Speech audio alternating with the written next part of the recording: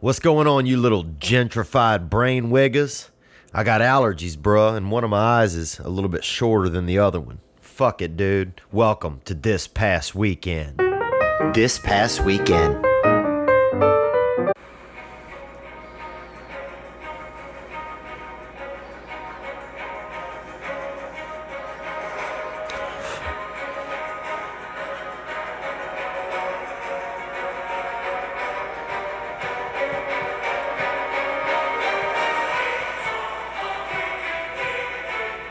You hear that?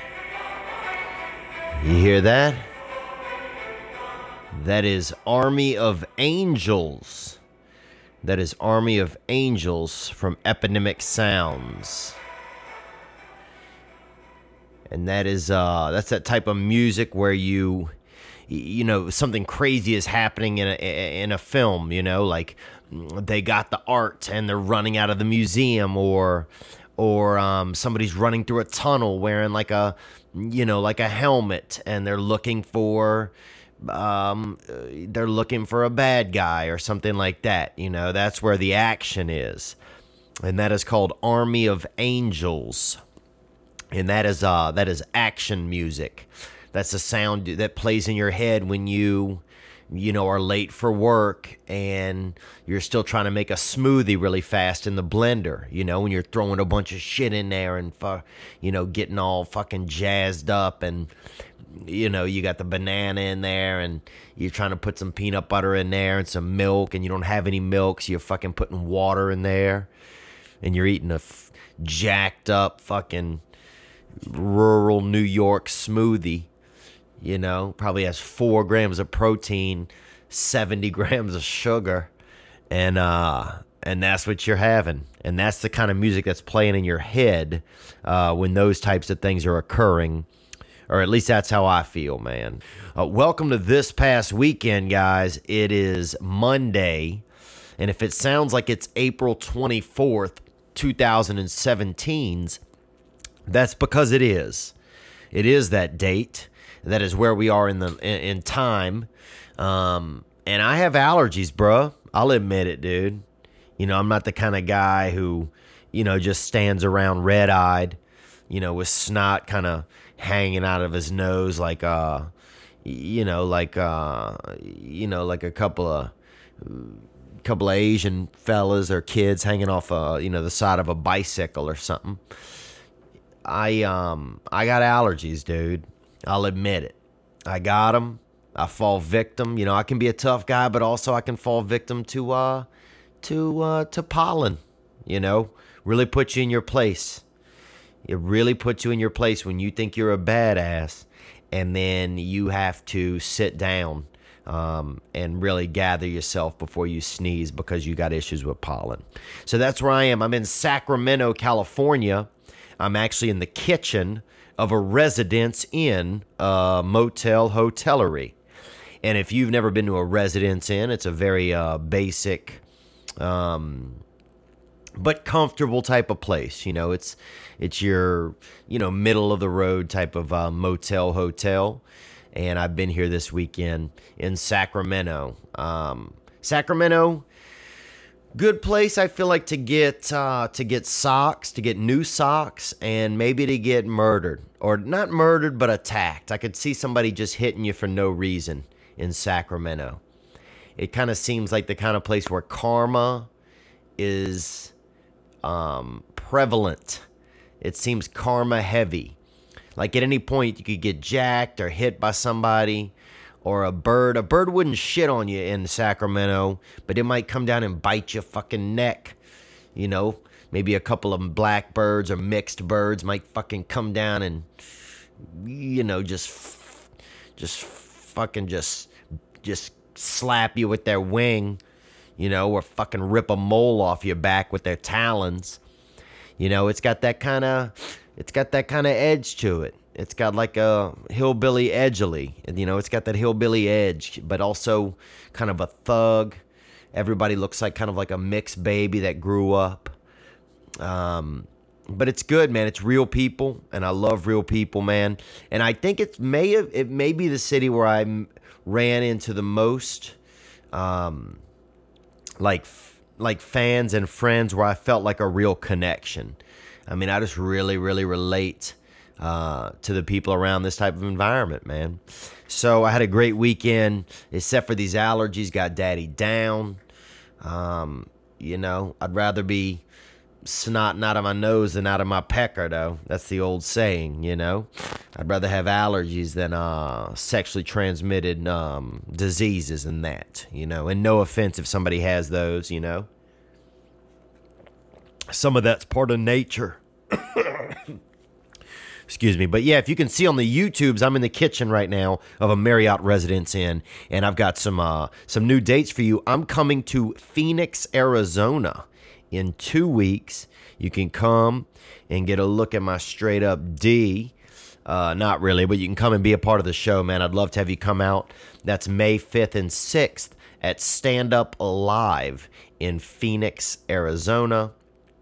I'm really excited about that. May 25th through 28th, I'll be in Tampa, Florida at Side Splitters. June 1st through 4th, I'll be in Pittsburgh at the Pittsburgh Improv.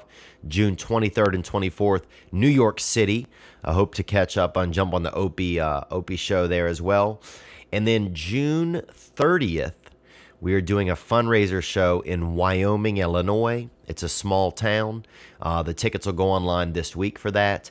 It's about an hour from Peoria, not too far from the Quad Cities. So if you're in Illinois and you want to come check that out, or you're in Iowa, come on over. It's gonna be a really good time. Small town show. I'm excited about that. All right, man. Let's get into the weekend, man. It was it's been a chill one. I'm at this Residence Inn. I got into a little bit of a fracas at the pool here. They got some guys, I guess, been staying here for about a month. Some dude who's real, like, tall, like, beer belly, like, almost amazing amount of beer belly for his height. And he just talks. He knows everything. And he was grilling, bro. He's been grilling all weekend at the pool, who uses the grill at a fucking Marriott Residence Inn? I didn't even know they had a grill. And this dude's out there, he's inviting friends over. He's got they got some lady, like an older lady out there twerking, maybe about 48 years old. Blonde hair, party. Just kind of shaking her, just like not really shaking her, just kind of bending over and holding onto a table and then just shaking everything. It's one thing to kind of shake your ass and do that fancy ass work, and to really get yourself, gyrating. But it's another thing just to kind of bend over and just fucking move your whole body at once. Like, it's not the same.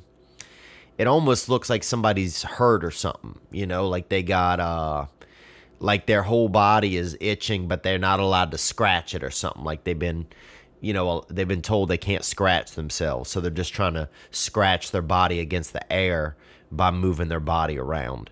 So that's kind of what this lady was doing out by the pool. And of course you got all these fellas drinking, and this dude's fucking grilling potatoes, like, I don't know, man. I mean, I've been in some pretty gutter shit, but this dude's out there like this. Fucking know-it-all grilling patates, So I'm trying to go in there and talk to him. They were just kind of ruling the pool. I guess I got a little mouthy. But things calmed down. And it was just awkward. It's awkward to see somebody, grilling out at a Residence Inn. But here I am, man. Here I am. I'm in Sacramento. A lot of people here look like missing persons. I put this on Twitter yesterday, and everybody here, I love those shows where people are missing. I've always been a fan of missing people, of buried treasure. I can't even sleep at night, really, unless I've seen a new episode of a show where somebody is missing or where there's a treasure that hasn't been found. I just have an obsession with that. I found some fingers in the woods when I was young, and so maybe that spurned some of that behavior. But that's always been a part of my life. I love the missing. So if you are missing, or you know somebody that's missing, dude, I'd love to hear about that. Or if you know somebody that went missing, we can talk about that next week. I'd love to know if you've ever been missing as well. If you are someone who went into hiding, or who decided to skip out on, a prison sentence or hide from their family or something like that. I'd love to get to, I'd love to have you call in, hit the hotline so that I could get into that and learn more about what your life has been like. We're getting close to having some guests, guys. I hope next week to have a guest. So I know I'll bring things up on the show that I want to do. I appreciate you guys bearing with me. It's a struggle because some of these weeks on the road keep popping up, and I'm in a fucking kitchenette. Okay, if you're on YouTube, you can see me. I'm taping this shit. I don't even have my mic stand. I have the top of it, but not the bottom. I have this thing propped up in a coffee pot that I took the top off of. So we're doing what we can. I got allergies. I just want to shoot myself in the fucking head with an EpiPen. Anyhow, 985-664-9503. If you are missing or if you know someone who has been missing, I'd love for you to call in. I remember when I was young, we were playing hide and go seek, and a boy went and hid, and they never found him. No one ever found him or heard from him. So I sometimes wonder what happened to that boy. What else, man? I read this, dude, that they had some conjoined twins. I believe they're from Mexico and now living in Connecticut. That's a real juxtaposition, I think. I don't know what that is, but that is, and they don't want to be separated. Conjoined twins refusing to be separated. And you know what? That makes me feel, it made me feel good when I heard that. Because I'm tired sometimes of us doing whatever science kind of says we should do. The doctors tell them, well, you have a better chance of living if you separate. But, but what's their life going to be like, I mean, I look at, I'm not in this scenario, but I just, I think it's kind of beautiful to stay in it, to stick it out. You're conjoined. You got you can high five yourself, but somebody else at the same time. There's something beautiful about that. And to know that, that you're in this together through thick or thin, there's something beautiful about that. That, you know what? Don't separate us. We're going to see what we can do. We're going to make it through this together. I think that's pretty beautiful, man. So that story really resonated with me. I hope they stay conjoined. I hope they stick it out. And you know what? If they go to heaven, they go to heaven together. And I think there's something beautiful about that, man. It's like when somebody gets, it's like if you had a little person that was hooked on to you and you got them cut off. I wouldn't do that. I'd say we're ride or die, This is my friend's shotgun, and we're going into life together. Thought that was interesting. Another thing in the news, I saw the Confederate monuments in New Orleans, and I know this has been happening in other cities, are being taken down. There's been a lot of issue back and forth there about these Confederate monuments. Robert E. Lee, other Confederate statues and soldiers, that it's a racist, that people feel, and predominantly black people, but also black and white people feel that it's not, that you see this leader of a Southern army and that it's racist. And I can understand the rebel flag. Like, I get that, because there are people that really associate that heavily with racism. But I'm just not a proponent of bringing down the Confederate statues, because if you're going to do that, then there's statues in New Orleans where there are like slaves. There's slaves, and it talks about when indentured servants and slaves came to New Orleans. There's some, I believe, in the Mahalia Jackson Park right there in Armstrong Park. Then I'd like to see those statues gone, because I don't want to remember that. I didn't have anything to do with slavery. I'm sorry. I think it's horrible. I wouldn't probably want to be a slave, I don't think. I mean, maybe in some instances, but not overall.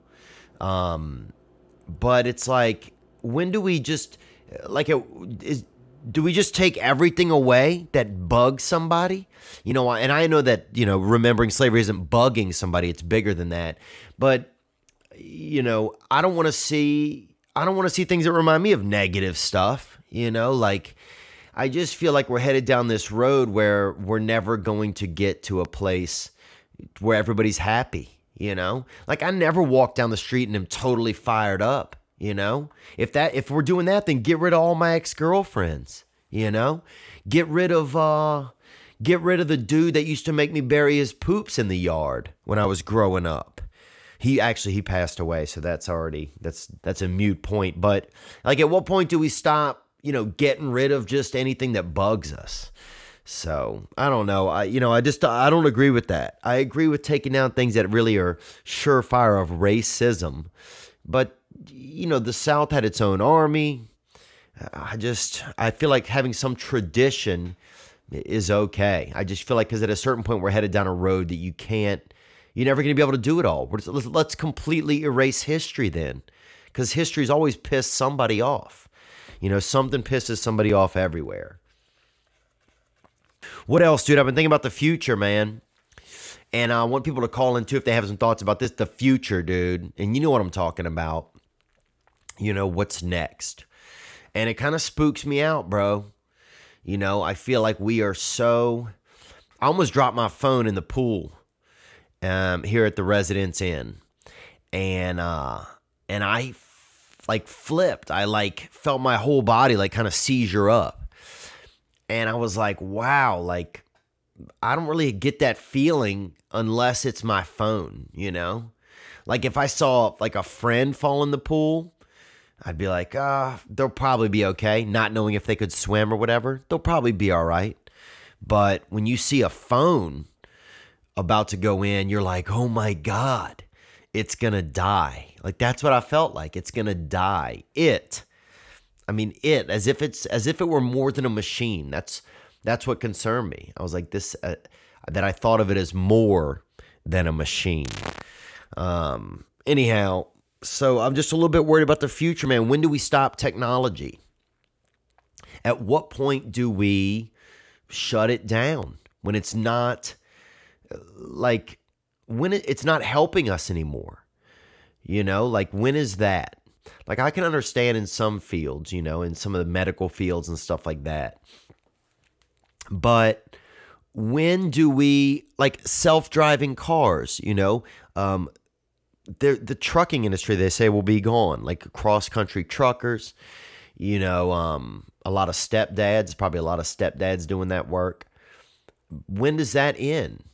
Because if we allow self-driving cars, then you just have thousands and tens and hundreds of thousands of men and women that are going to be out of work. I don't see the benefit there. At what point is it not helping us to be human? I feel like we're there right now. I'd love to know some of you guys' thoughts on that. I feel like we're at a spot in time where technology isn't helping us as humans anymore. It's just helping us to create basically machines and a future that has us not as really a big part of the picture. So that's where I'm at with it, man. I have a lot of concern there. I also think that TVs are too clear. I'm watching this the other day. I'm trying to watch something, Dances with Wolves, the movie it's about a warrior whenever he goes to, he meets a woman and somebody has fucking wolves, I think. I can't even remember. Guys, it's 3 a.m. I'm a little bit out of it. But, bro, the movie was so clear. I felt like I was watching home videos from Oklahoma, of a Civil War reenactment. I'm like, it didn't hold, it wasn't the same. So I just wonder if anybody else feels that way. Am I the only person who, I just think televisions are too clear? I want to know that it's a story. I don't want to feel like I'm looking into a weird window where it doesn't seem like a story. So those are just some of my thoughts on the future, man. That's where I'm at. I know I'm rambling a little bit today, guys. I'm going to get through this. And I want to apologize too, man. I know that, I've said again that there's some things I want to do with this podcast. I want to get to some other levels. I want to get some guests. And I haven't gotten to those things yet for you guys. And I want to. I had a guy this weekend at one of the shows, and he was really nice. After the shows, we were talking. I met a lot of great people here in Sacramento. Went downtown, beautiful downtown.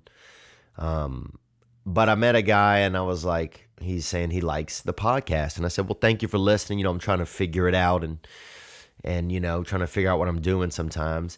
And he goes, just do what you say you're going to do. That's what he said. And at first it kind of struck me a little bit like in a strong thing to say.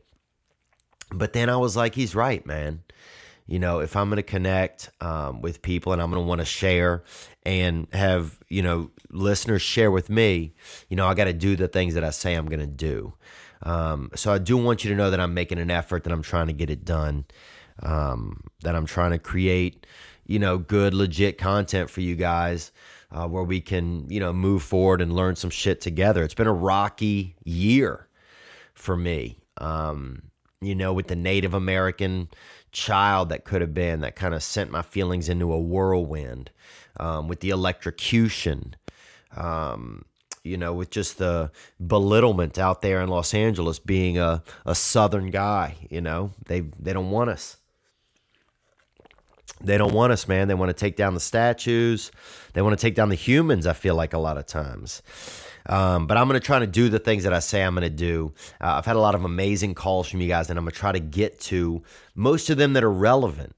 There's one where it's a guy and his kid just talking in the car for 2.5 minutes. There's nothing there, There's some where guys are making up stories. There's a couple where men are jerking off in the distance, or women that sound like men that make male jerk off sounds.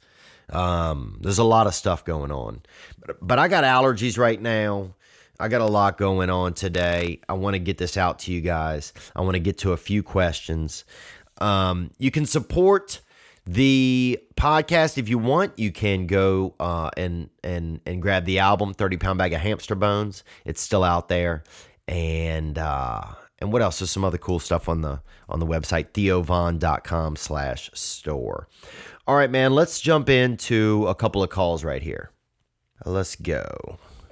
Hey, what's up, Theo? This is Chase. I'm calling from actually right outside New Orleans. That 985, you heard me? That 985, boy, I do hear you, Chase, man. That's my neck of the woods, brother. Come across 10-4?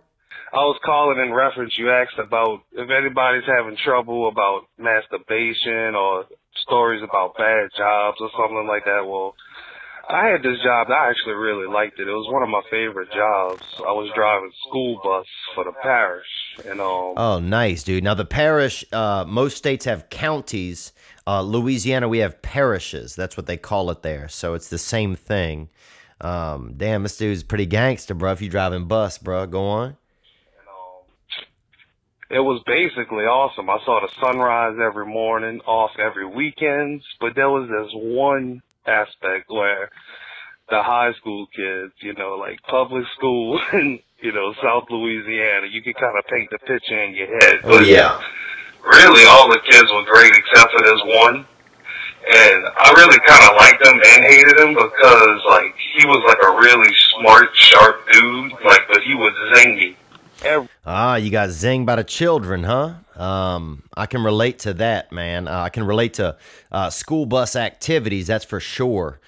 Chase, when I was young, bruh, I'll tell you this story. We had a boy on our school bus who his daddy made him a wooden shirt. And I talk about this sometime in my stand-up, but his daddy had made him a wooden shirt, a shirt out of wood. And not even teak or balsam, those are malleable woods. This boy's shirt was made out of plywood. And the daddy was an Elvis impersonator, and the daddy was an Elvis impersonator because, well, first of all, he was an alcoholic, because we only had, maybe few hundred people in our area. We didn't need a fucking Elvis, dude. We need you know, we need gas money and we need ideas. You know, those are the top two things we need. Nobody's hiring an Elvis, you know, and fucking half of everybody's uncle looks a little bit like Elvis anyway. So nobody's going to go just get another uncle for, you know, whatever price he was charging. But anyway, this man had broke his leg and they set his leg in cement to fix it cheaper, on the cheap, you know. But when it healed up well, everybody assumed, but when they broke the cement cast off, they broke it with a hammer, ball peen hammer. And it re-broke his leg and a hip in about 2 or 3 different spots, maybe at least. So then he was really effed up. They had to set most of his lower body in the cement, except for where he could urinate out of. So, but after that, he healed up. He kind of had like this wobble in his hips, almost ironically like Elvis Presley. But anyhow, he had 3 or 4 children, and one of them was a boy.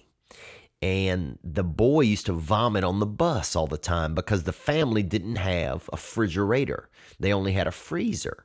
And he would eat ice cream, and the bus ride would shake and make him sick, and he would vomit up on the bus, doing bus vomit.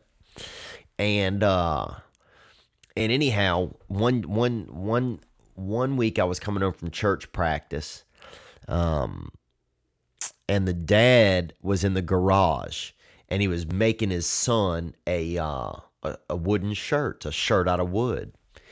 And I went over, and I didn't know what he was doing. You know, I thought he was building the fucking biggest birdhouse I've ever seen, you know. I'm thinking like, damn, this dude's trying to meet a pelican, you know. So I go over, and I see this activity going on, and I'm looking at him, and the dad, he's like, you want to help me out? And I'm like, I don't know what's going on. And he's like, I'm making my boy a shirt, you know? And so I want to be helpful. You know, I'm a young man, but I'm fired up to try and be helpful. So I try and help, but I don't know how to make a shirt. But anyhow, I came back 2 days later, and that was Christmas time.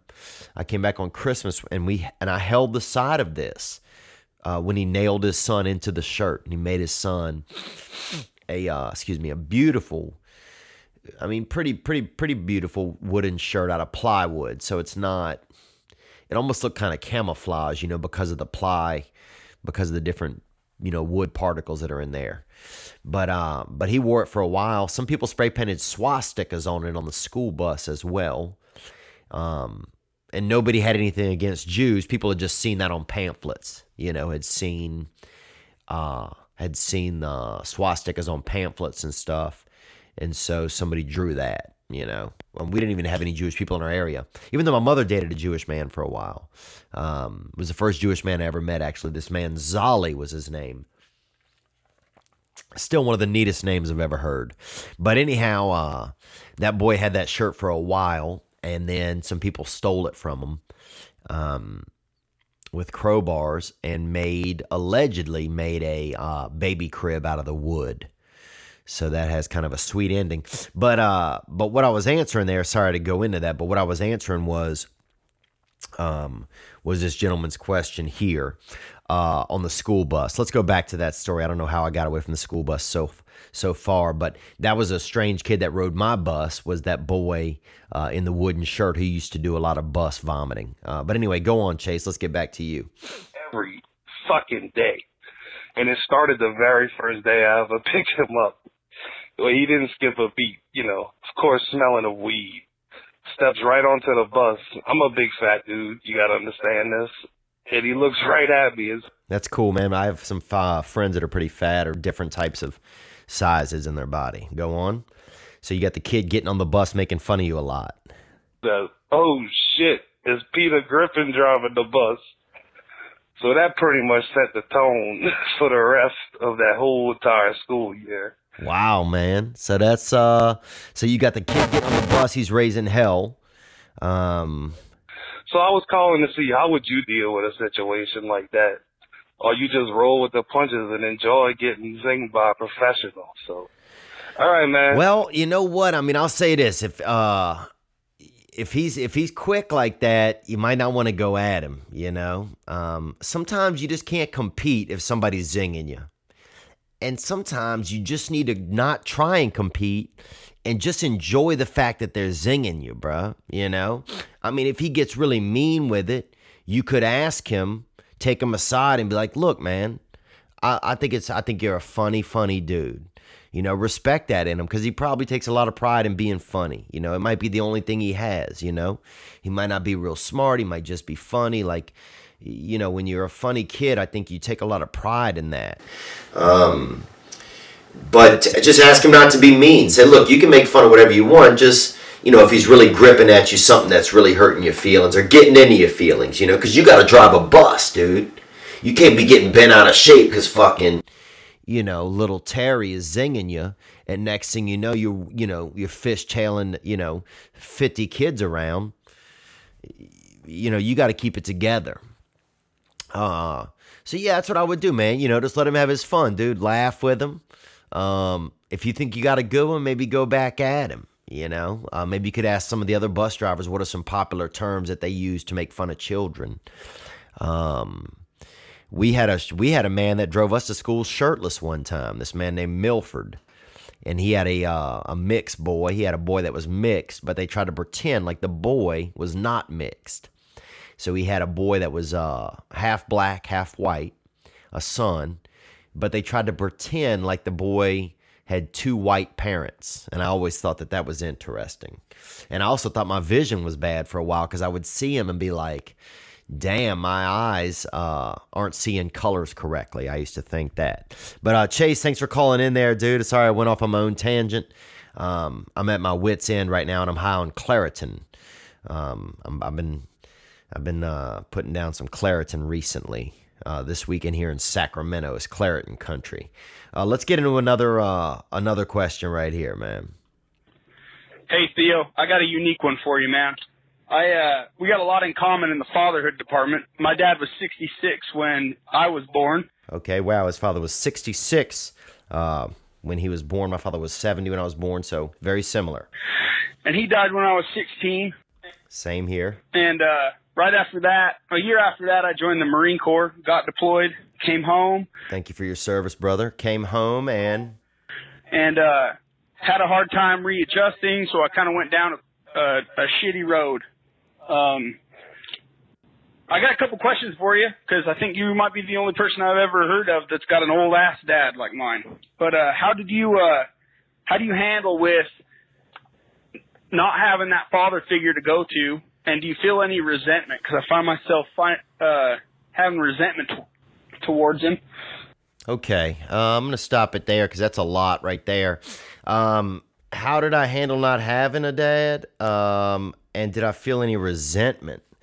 The resentment, it's hard to have for me because for me, my father just wasn't really there enough to resent him.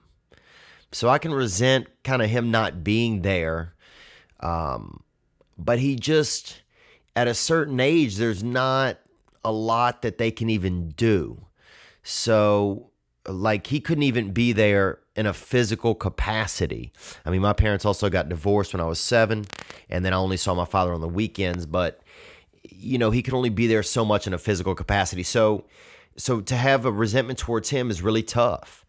Like, I do resent the situation. I resent his choice to have children when he was that old. But also, if he didn't have kids, I don't exist. So I have to be grateful for that. I have to be grateful for my own life, because if I'm not grateful for my own life, then I'm not, I'm not even taking any stock in myself. So I do have resentment towards him just for not being there, but I don't have resentment, like small resentments towards him, because once he wasn't there, there's nothing really that he could do. And because of his age, he really couldn't be there. So I guess there's some resentment there, but not like in every moment. Like, I wish my dad was here for this. I don't hold those resentments. Now, unfortunately, what I do is I put a lot of pressure on my mother. I took a lot of things out of my mother that should have been probably a father's responsibilities. But suddenly all those male responsibilities switched to my mother. And I think the same thing happens with a lot of kids that just have a mother or just have one parent. You put the pressures or your desires or your expectations of that you'd have of both parents onto one. So I did that a lot. And I feel bad about some of that, but I was a child and I was trying to survive and I didn't know.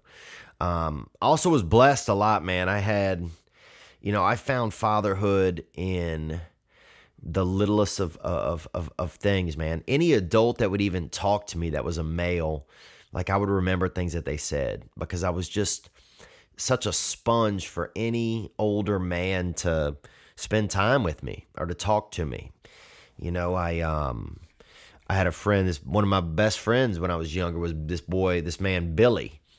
And he was a homosexual gentleman, and he was a fighter. He used to do some prize fighting down there in southern Louisiana. Very fancy fella, too, and I used to run him around to buy weed and drugs and this and that. Really neat man. He used to cut his own hair as well, and so did I. And we had that in common. And he kind of became a role model for me. He was tough, but he was gentle at the same time because he had that romantic interest in men's and in pleasure with men's.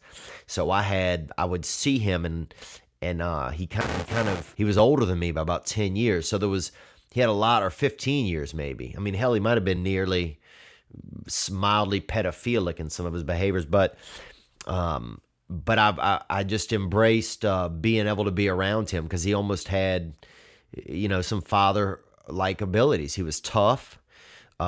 He cared about me because he probably might have had a light romantic interest, but he also was in touch with his feelings. So he was sentimental. So I'll say that he was tough, but he was sentimental. That's kind of what I think a lot of men desire, or young men desire in their father. So I got a little bit of that from my buddy Billy before he actually got peeled up and drove into an embankment, and he died, I think, in a cutlass.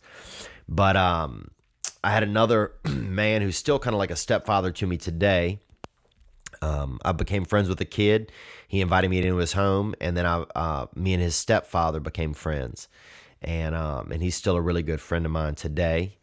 And I value him. I love him. He took care of me for years, man. And showed me, even though I wasn't ready to take a lot of his advice and guidance, he was an example. And that's one thing that was really special to me and still is. Another man, an older man one time told me, my basketball coach told me to get my get my college diploma. He's the only man that ever said that to me outright. And that stuck with me. And he said, the reason you got to get it is because they can never take it away from you. That's what he said. And it was just a man who said that to me, but it stuck with me. So I would get inspiration from some of the strangest of places, man. And, and that's the thing. I think when you are young, if you don't have a father figure, you'll pull it out of anywhere. It can be a movie. It can be a song lyric. It can be a dream, but you are really just thirsty for that guidance or whatever you think a father would give you. And so you covet it and you'll chase it down anywhere in any male authority figures. Or I did anyway. If a man showed interest in me, even though I was still like a corny kid and I was, full of ego and thought I was cool and stuff or pretended like I thought I was cool, I still probably really valued the fact that somebody cared about me, So I would just get it here and there, man. I'd get it door to door almost if I had to. Let's get one more question here, man. Then we're gonna pop off because I'm tired, and I'll get into some other good stuff and try to honor my commitments to you guys. Thank you guys so much for your support. Here we go. What's up, Theo? Hey, man, this is Luke. I just wanted to encourage you to continue to work on trying to start a family, man. I think you're a great person. You're a good human being. You have a great heart. And I don't think there's any reason on the planet that you should feel like any type of apprehension or afraid to do it, man, because I'll tell you what, I was 25 Well, thanks for the nice words, man. I appreciate you saying some of those things, Luke. I appreciate that, man. It's nice of you to say. Onward. About 3 years ago, and I met a girl who had a daughter, and that little girl's dad had left her and didn't want to be a part of her life, and now, I'm her dad, and she's 7 years old now and thriving and living a beautiful life, man. But, I wanted to give you this advice, Theo. The commitment you make, it's not a 100-year commitment, Theo. You just make a commitment, a new commitment, one day at a time. So every morning I wake up, I commit to be the best dad I can be. I commit to be the best boyfriend I can be. And that's all you can do, man. Don't look at it as a 50-year race, because that'll overwhelm you, man. Just take it a day at a time, Theo. And I thank you for this podcast, man. I love it. It encourages me to be a better person. And God bless you, Theo. Thank you, man. Thanks, man. I didn't mean to cut you off there, but I really do appreciate the nice words, dude. That's a great way to think about it, because if I think of something in a big chunk, I can't handle it. It's the same way that I deal with staying in sobriety. So it's interesting that you say that. That if I try to think, I'm going to stay sober forever, or I'm not going to have another beer, I can't that's really tough to stomach. But if I just think, okay, today, I'm not drinking today, or I'm not going to party today, then that's easier to handle, So that's really great. That's great advice that you're offering to me, man, and I appreciate that. And I do get some good calls where you guys are offering me guidance and thoughts and advice, and I really appreciate it. It makes me feel good that you care, because I care, man. We're out here fucking fighting, dude. Like, for me, it is hard to be a man, dude. It's hard because I want to fucking still be a boy. I want to still screw around, and there's an environment and a society that caters to that. It's like, oh yeah, sex is everywhere, and this is and party and this and that, and you can do it all, but you can't. You can't do it all. At certain ages you can, and certain times in your life, but if you're trying to grow up and move on or evolve, then you can't. And it's tough, dude. It is tough. It's tough to not want to just be a kid forever. And it's tough to realize you might have the confidence to be a parent to somebody when you still don't know if you've been parented enough as a human.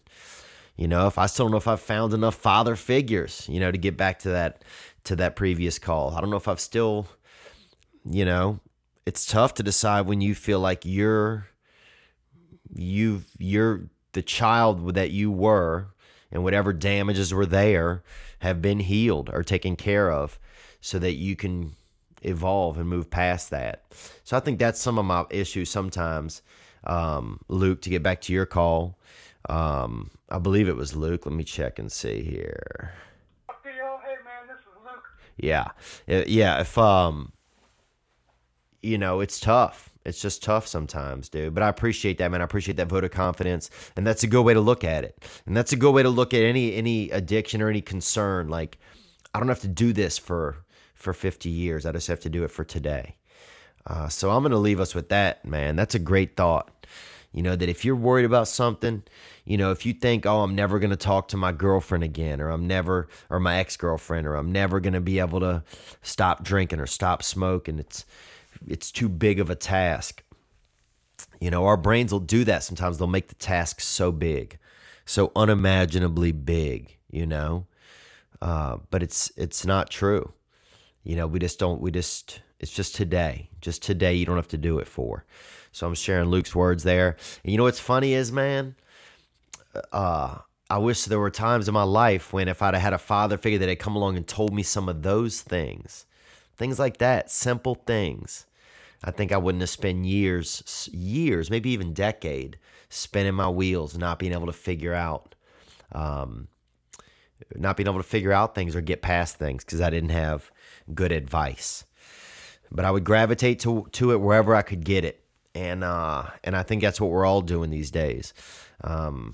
if you're a young man trying to evolve, that's what I'm trying to fucking do, dude. You know, I'm having to deal with these rapscallions out here trying to use the grill at a damn Residence Inn, and I can barely keep my shit together. But I'm hopeful. I'm hopeful, man. I want to thank everybody in Sacramento for coming out. I'm gonna sign off for tonight, man. And I'm gonna try to honor my commitments to you guys, dude. And I appreciate you guys being supportive and hitting the hotline. I'll see you guys next Sunday night, and I'll see you guys in Phoenix in person in 2 weeks. You guys be good to yourselves, man. Try that. I'm gonna try it.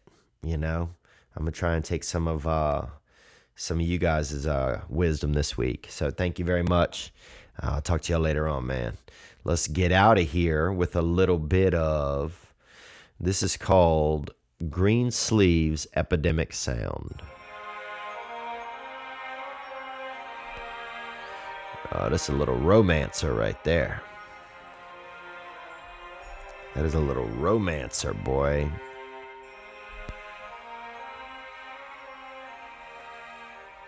Yeah, it's tough to decide, when you gotta be, it's tough to decide when you gotta be a leader and when you just gotta listen and be a learner. My first thought all the time is to try and be a leader, but really, if I had to go back in time, I'd have been better off just being a learner a lot of times.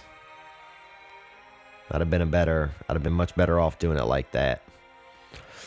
But I didn't know. Sometimes you lead because you don't know what else to do. You lead out of survival, But hopefully we get to a place in our lives where we can take that breath and let go of and just be patient with ourselves and let go of the controls and learn a little bit, and we learn from each other. So that's what I'm trying to do, man. You guys be good to yourselves, man. Take care of yourself. Be good to yourself. You probably deserve it. I'll talk to y'all later. Have a good one.